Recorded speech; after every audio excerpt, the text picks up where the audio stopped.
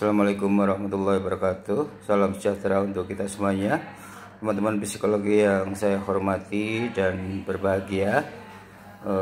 Pada kesempatan ini mari kita mulai kuliah ini dengan menyampaikan puji syukur kepada Tuhan Yang Maha Kuasa atas berkat dan rahmat-Nya, sehingga kita semuanya dapat berkumpul di dunia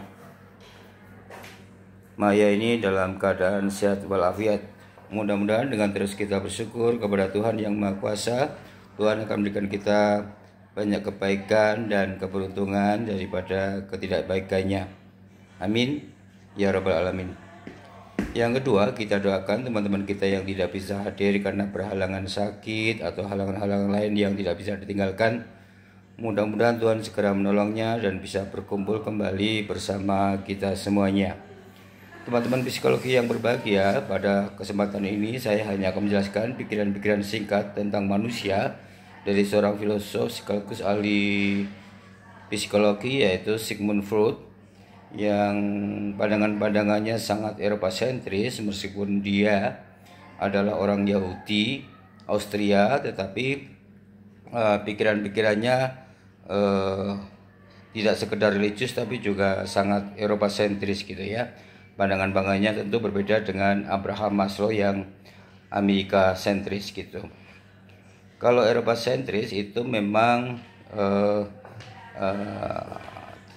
lebih kuat kebudayaan Romawinya, pengaruh-pengaruh warisan budaya Romawinya, filsafat-filsafat Yunaninya dan sebagainya itu ya. Kalau kita ketahui bahwa pikiran dari Sigmund Freud ini itu lahir dari aliran psikologi analistik ya, psikoanalisa gitu ya, yang juga melihat manusia dari sisi kesadaran intelektualnya itu. Jadi kata Sigmund Freud ini bahwa sebenarnya manusia hidup ini, pikiran pertamanya adalah manusia hidup ini selalu terkait dengan teori kesadaran ini ya, dengan kesadaran ini. Jadi dia membagi teori kesadaran ini dibagi menjadi tiga, yaitu prasadar, kesadaran, dan ketidaksadaran itu ya. Pre-conscious, conscious, and non-conscious gitu ya. Jadi di situ ya, manusia hidup di dunia ini jiwanya dibangun dari kesadaran-kesadaran ini, yang mencoba kesadaran-kesadaran ini diekspresikan dalam perilaku sehari-harinya itu. Hanya saja manusia ini lebih banyak hidupnya diekspresikan perilakunya ini, perilaku sosial dan individualnya ini dengan ketidaksadaran, yaitu alam bawah sadarnya. Hampir mayoritas manusia ini secara individual mengekspresikan perilakunya itu lahir dari alam tidak sadar, alam bawah sadar, atau dalam bahasa dia itu instingnya ya, libidonya ini. Jadi mayoritas hidup kita itu lebih banyak mengekspresikan insting kita sehari-hari, yang kemudian membentuk perilaku kita sehari-hari itu. Insting untuk makan, minum, ya, berhubungan suami istri dan sebagainya itu, atau marah dan sebagainya itu sebenarnya dilakukan karena alam bawah sadar kita yang mengendalikan hidup kita, yang alam bawah sadar itu lahir dari insting-insting kita, ya, naluri-naluri kita sebagai makhluk hidup. Nafsu kalau dalam bahasa agamanya itu nafsu kita. Jadi mayoritas hidup kita itu ditentukan oleh hawa nafsu kita. Sebagian besar keinginan-keinginan kita yang membentuk perilaku-perilaku individu kita itu ditentukan oleh hawa nafsu kita ya. Nafsu makan, minum dan sebagainya itu, yang kemudian disebut lahir dari alam bawah sadar itu ya. Alam bawah sadar yang kemudian membentuk perilaku individual kita itu ya. Itu yang disebut insting atau libido itu dan sebagainya itu ya. Itu saya hanya menjelaskan yang sederhana-sederhana saja ya. Lalu yang lainnya adalah alam kesadaran. Alam kesadaran itu dibagi Teori kesadaran ini dibagi dua, yaitu prasadar dan kesadaran. Prasadar adalah mimpi, tidur ya. Manusia ini hidupnya banyak ditentukan oleh mimpi-mimpi, keinginannya di alam bawah sadarnya, di alam prasadarnya, pada tidurnya, pada mimpinya itu, keinginan halusinasinya itu ya, yang kemudian membentuk nanti alam kesadaran ini ya. Alam kesadaran yaitu alam kesadaran intelektual ya, yaitu kesadaran kita, perilaku individu kita ditentukan oleh kesadaran intelektual kita yang berusaha memenuhi keinginan-keinginan kita yang lahir dari kondisi kejiwaan kita yang bersifat id dan super ego itu. Kalau kesadaran-kesadaran mengenai kasih sayang, kepedulian, cinta kasih, pengorbanan itu biasanya lahir dari super ego ya, dari hati nurani kita. Kesadaran yang lahir dari hati nurani itu, dari super ego kata Sigmund Freud itu. Jadi kita berbuat baik, kita berkorban, kita menyayangi teman, menyayangi sahabat ya, peduli pada orang miskin dan sebagainya, itu lahir dari super ego, yaitu sentuhan hati nurani kita atau perasaan hati nurani kita yang kemudian membentuk kesadaran-kesadaran itu untuk melakukan tindakan perilaku individu kita atau perilaku sosial kita di dalam kehidupan sehari-hari itu. Lalu kemudian kalau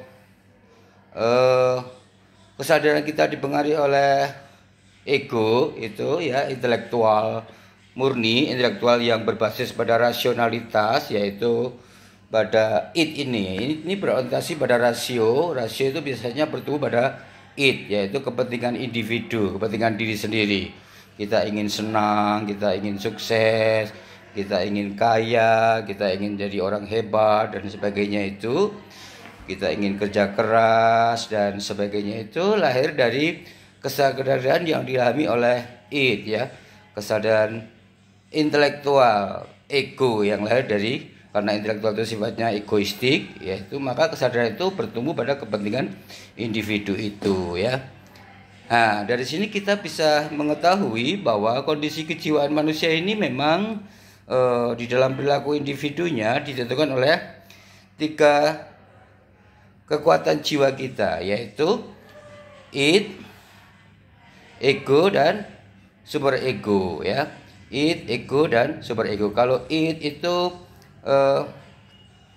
alam bawah sadar kita yang membentuk kondisi kejiwaan kita yang lahir dari insting-insting, dari keinginan-keinginan insting kita, dari naluri kita, dari libido kita ya, keinginan untuk menikah, keinginan untuk makan enak, keinginan untuk minum dan sebagainya, itu senang-senang, bergembira, foya-foya dan sebagainya, itu lahir dari insting kita, dari id itu ya. Itu mayoritas ya, individu manusia itu hidupnya ditentukan oleh insting ini. Mungkin sekitar berapa ya, 50% atau 60% itu ya, hidup kita itu banyak ditentukan oleh insting-insting kita, itu kata Sigmund Freud. Lalu yang kedua adalah pada kondisi jiwa kita, kondisi kejiwaan kita, unsur yang membentuk kondisi kejiwaan kita itu adalah super ego, kesadaran intelektual yang bersifat individual, yang bersifat memenuhi keinginan-keinginan pribadi, keinginan-keinginan kepentingan pribadi, seperti ego ini, egoisme kita, individu kita, ya. Kita ingin jadi orang hebat, jadi pintar, jadi ranking kelas, jadi juara dan sebagainya, itu adalah karena ego kita, individu kita yang membentuk intelektual kita, kesadaran intelektual kita yang bersifat rasional itu, yang kemudian dari sifat rasional itu kepentingan-kepentingan ego kita terpenuhi dan diekspresikan dalam perilaku sehari-hari itu ya. Itu yang kita pahami dari ego ya, yaitu kondisi jiwa yang dipenuhi oleh keinginan-keinginan individualistik, keinginan egoistik yang lahir dari kesadaran intelektual yang bersifat rasional itu ya. Lalu unsur ketiga yaitu super ego ya, kondisi kejiwaan yang dipenuhi oleh unsur super egonya ini. Para ego ini mungkin kalau dalam Buddha itu hati nurani ya. Jadi orang kondisi jiwanya itu banyak dipenuhi oleh keinginan hati nuraninya itu. Jadi hidup dengan pedoman hatinya, budi pekertinya itu ya. Hati nuraninya itu yang kemudian menimbulkan rasa belas kasihan, menimbulkan rasa sayang, menimbulkan rasa kepedulian dan sebagainya itu. Tapi biasanya sedikit sekali orang yang kondisi jiwanya dipengaruhi oleh super ego ini, karena memang situasi sosialnya juga mempengaruhi juga ya, serta lingkungan di mana dia tumbuh itu super ego bisa jadi sedikit ya. Tapi ada juga misalnya tokoh-tokoh agama, Siddhartha Gautama atau Nabi Muhammad atau Yesus dan sebagainya itu, dia hidupnya lebih banyak malahan dengan super egonya itu, karena dia lebih banyak menuruti hati nuraninya ya, kebaikan-kebaikan hati nuraninya, sehingga membentuk budi yang luhur, keinginan untuk membantu orang, menolong orang dan sebagainya itu.